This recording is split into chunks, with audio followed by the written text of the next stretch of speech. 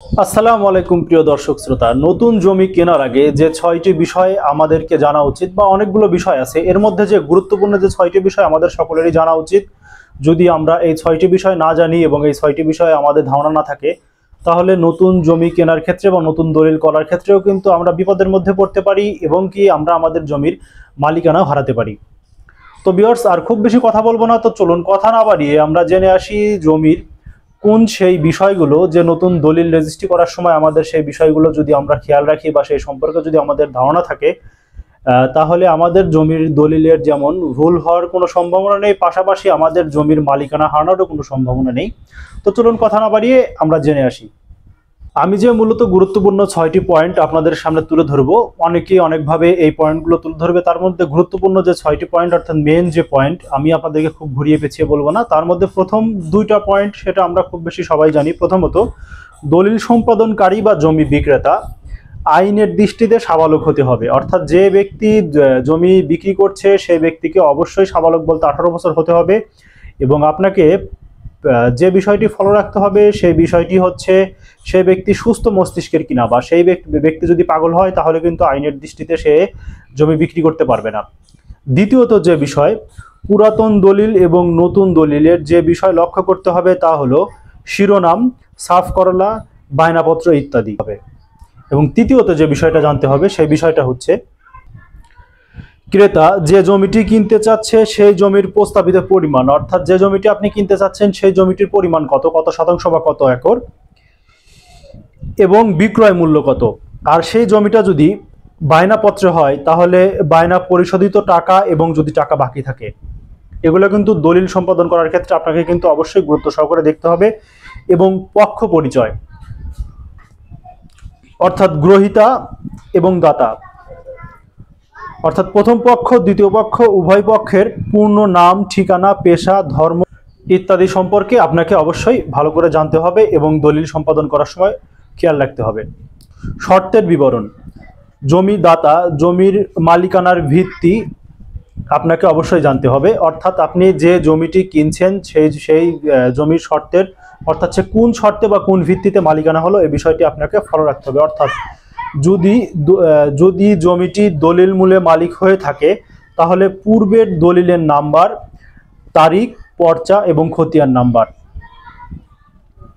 আর যদি উত্তরাধিকারী সূত্রে মালিক হয়ে থাকে তাহলে মূল মালিকের সাথে বিক্রেতার যোগসূত্র বা সম্পর্ক সঠিক আছে কিনা সে বিষয়ে অবশ্যই আপনাকে ভালোভাবে জানতে হবে এবং দলিল সম্পাদন করার সময় সেটা ভালোভাবে দেখতে হবে।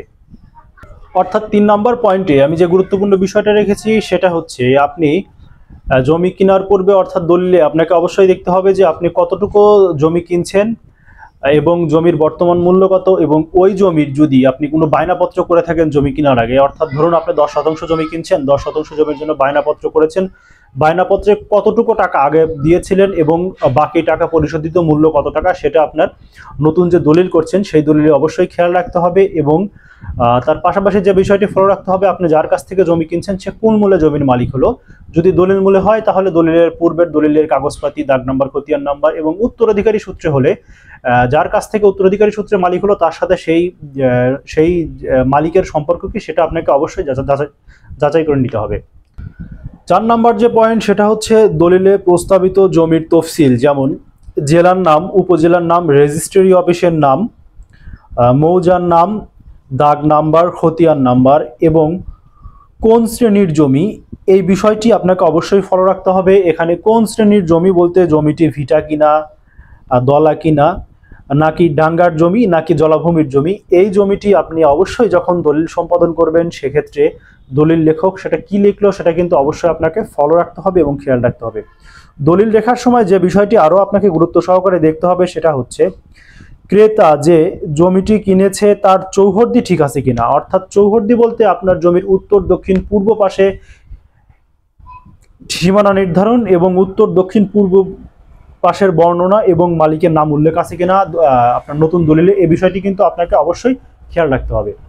এখন চলে আসবো আমরা ৫ নাম্বার পয়েন্ট। ৫ নাম্বার পয়েন্ট মূলত অনেক গুরুত্বপূর্ণ পয়েন্ট, যেটা আমরা অনেকেই জমি সংক্রান্ত অনেকের ধারণা নেই এবং আমরা অনেকেই বুঝি না বা এই বিষয়টি দলিল যাচাই বাছাই করার ক্ষেত্রে সঠিক নিয়ম জানি না। সেটা হচ্ছে জমি বিক্রেতা বা জমি দাতা দলিলের প্রথম পৃষ্ঠার উপরের ডান পাশের নিচ থেকে উপর দিকে তার নিজ নাম স্বাক্ষর করবেন, অথবা নিরক্ষর হলে নিজ নামের উপরে টিপ সই করেছেন কিনা সে বিষয়টি দেখতে হবে।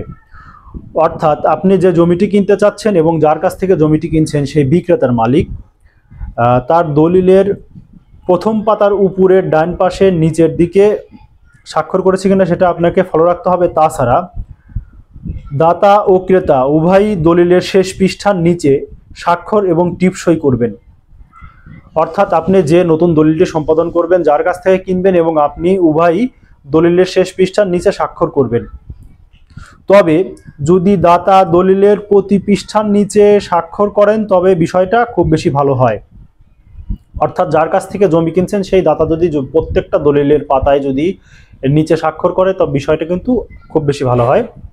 জমি বিক্রয়ের দলিলের শেষ পৃষ্ঠার নিচে যে জায়গায় স্বাক্ষর করেছেন তার নিচে দলিল লেখক, অর্থাৎ যে আমিন বা দলিল লেখক যে জমিটি বিক্রি করলো শেষ পৃষ্ঠার নিচে দলিল লেখক স্বাক্ষর করবেন এবং দুজন সাক্ষী রাখবেন। অপর একজন সাক্ষী থাকবেন বিক্রেতা শনাক্তকারী। অর্থাৎ আপনি যে নতুন দলিলটি সম্পাদন করলেন সেই দলিলটি সম্পাদন করার সময় যে ব্যক্তি জমি বিক্রি করলো বিক্রেতা হিসাবে দুজন সাক্ষী থাকবে এবং বিক্রয় শনাক্তকারী হিসাবে একজন সাক্ষী থাকবে। এবং সর্বশেষ যে গুরুত্বপূর্ণ বিষয় সেটা হচ্ছে 6 নম্বর পয়েন্টে চলে যাব। 6 নম্বর পয়েন্ট হচ্ছে জমির তফসিল লেখার সময় প্রত্যেক দাগে মোট জমির পরিমাণ কত এবং অর্ধকার বিক্রয় দলিলের উক্ত দাগের মধ্য হতে কত একর বা কত শতাংশ জমি দেওয়া হচ্ছে তা বিস্তারিত লিখতে হবে। অর্থাৎ আপনি যে জমিটি কিনছেন সেই দাগের মধ্যে মোট কত পরিমাণ জমি আছে এবং সেই দাগের মধ্য হতে কত শতাংশ জমি আপনি কিনছেন সেটা কিন্তু দলিলে অবশ্যই পরিষ্কারভাবে থাকতে হবে। তবে উল্লেখ্য যে একটা বিষয় আপনাকে অবশ্যই ফলো রাখতে হবে, সেই একটা বিষয় হচ্ছে যে কোনো অবস্থাতেই কয়েকটি দাগের জমি একত্রে যোগ করে একর বা শতাংশ লেখা উচিত নয়। অর্থাৎ এখানে যে একটা বিষয় আছে, ধরুন আপনি 1 নম্বর দাগ থেকে 2%, 3 নম্বর দাগ থেকে 1%, 4 নম্বর দাগ থেকে 1%, এরকম বিভিন্ন দাগ থেকে আপনি 10%, 10টা দাগ থেকে জমি কিনলেন। সেই 10টা দাগ একত্রে যদি আপনি 10% লেখে এই বিষয়টি লেখা কিন্তু আদৌ উচিত নয়, সেটা আপনার জন্য কিন্তু অনেক হুমকি স্বরূপ বা রিস্ক হয়ে যায়। জমি ক্রেতা সর্বশেষ যে বিষয়টি খেয়াল রাখতে হবে তা হলো দাগ নাম্বার এবং খতিয়ান নাম্বার। অর্থাৎ আপনি যে জমিটি কিনছেন সেই দাগ নাম্বার এবং খতিয়ান নাম্বার কিন্তু সবচেয়ে গুরুত্বপূর্ণ জিনিস, এই বিষয়টি খেয়াল রাখতে হবে। এবং আপনি যার কাছ থেকে যে দলিলের কপি কিনেছিলেন সেটা নিয়েই কিন্তু আপনি সর্বশেষ তহসিল অফিসে গিয়ে যে দেখে আসতে পারেন যে আপনি যে জমিটি কিনছেন তার দাগ নাম্বার এবং খতিয়ান নাম্বার ওই জমিটার সাথে সামঞ্জস্য বা মিল আছে কিনা। সর্বশেষ নতুন দলিল লেখার ক্ষেত্রে আপনি যে বিষয়টি বলবো সেটা হচ্ছে আপনি অবশ্যই একজন অভিজ্ঞতা ব্যক্তি সম্পন্ন দলিল লেখকের কাছে যাবেন এবং তাকে দিয়ে দলিল সম্পাদন করবেন। কোনো কারণে যদি কোনো ক্রমে দলিলের লেখালেখি ঘষা মাজা বা অস্পষ্ট হয়ে থাকে সেক্ষেত্রে দলিল লেখক কি কারণে দলিলের পাতাটি অস্পষ্ট বা কাটাকাটি হয়েছে তার কৈফিয়ত সর্বশেষ নিচে দিয়েছেন কিনা এবং সে স্বাক্ষর করেছেন কিনা এ বিষয়টি আপনাকে কিন্তু অবশ্যই দেখতে হবে। তো আশা করি এই ছিল নতুন দলিল করার ক্ষেত্রে গুরুত্বপূর্ণ যে বিষয়। এই 6টি বিষয় যদি আপনি ফলো রাখেন তাহলে কোনো অবস্থাতেই কিন্তু আপনি নতুন দলিল কেনার পরে ঠকবেন না এবং মালিকানা হারানোর কোনো সম্ভাবনা নেই দলিলের মধ্যে যদি অন্য কোনো ভুল হয়ে থাকে। ধন্যবাদ, ভালো থাকবেন সবাই।